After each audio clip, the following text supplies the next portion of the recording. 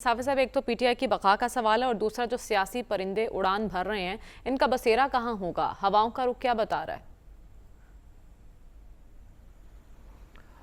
ये जो उड़ने वाले परिंदे हैं, इनके बसेरों का तो मुझे ज़्यादा इल्म नहीं है, लेकिन मैं आज आपके प्रोग्राम के इस प्लेटफार्म से ऐलान करता हूँ कि मैं भी आइंदा पीटीआई के ख़िलाफ़ कुछ नहीं बोलूँगा। मैं भी पीटीआई से जो है इस्तीफ़ा देता हूँ उनके ख़िलाफ़ बोलने से, और अयाज साहब के साथ मैं हम नवा होऊंगा उनका।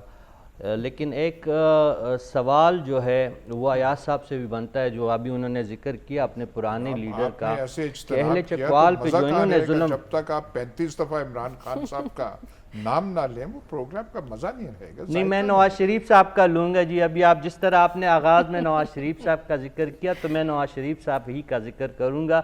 वैसे भी आपने कहा तो आप अहले चकवाल पे जो आपने एहसान फरमाया था, नवाज शरीफ साहब के टिकट होल्डर उनको नहीं मिल रहे थे और आपने अपना कांदा पेश किया था, तो आप भी उस गुनाह या उस सवाब आप ख़ुद डिक्लेयर करें। मैं आपके एहतराम मैं उसको मैं ना गुनाह कहूँगा ना सवाब कहूँगा, लेकिन उसका भी कुछ अजाला होना चाहिए। और जिस तरह आज इमरान इस्माइल साहब और जिस तरह बाकी पाकिस्तान तहरीक इंसाफ के लीडर आके अपने लीडर के जो करतूत है वो भी बयान करते हैं और अपने गुनाहों से तो बतायब होते हैं, तो हो सकता है अगर उनकी बात ठीक हो तो वो तारीख़ उनको शायद माफ़ भी करे।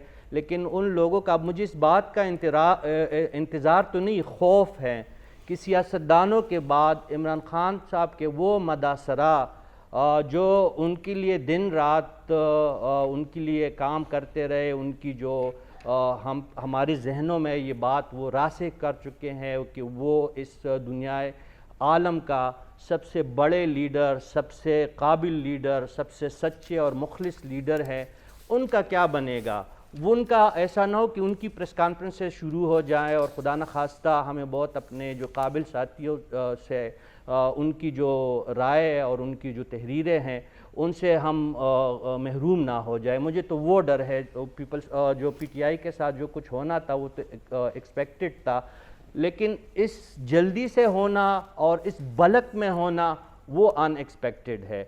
अब वो तरीक़ाकार हमने देखना है कि उनके साथ जो कुछ हो रहा है, अगर वो ज़ोर ज़बरदस्ती और जबर के नतीजे में हो रहा है तो वाकई ये नहीं होना चाहिए। और ये रियासत और रियासती इदारे आज नहीं तो किसी न किसी मौके पे वो ज़रूर जवाबदेह होंगे इस तमाम अमल के लिए। लेकिन दूसरी तरफ इमरान खान साहब बदस्तूर डटे हुए हैं।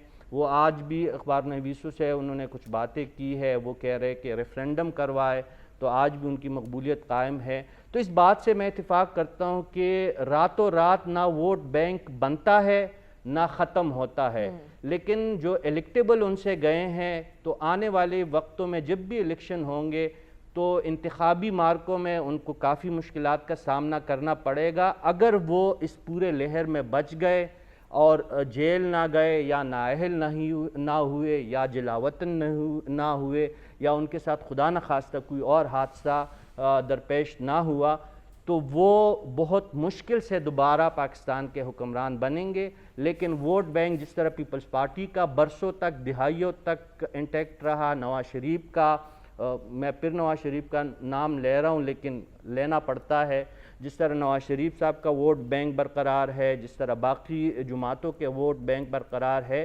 तो इमरान खान साहब के ये जो अहम साथी गए हैं, इसके बावजूद इमरान खान साहब का वोट बैंक बरकरार है, लेकिन हुकूमत में आने के उनके चांसेस मुझे बहुत कम दिखाई देते हैं। ठीक है।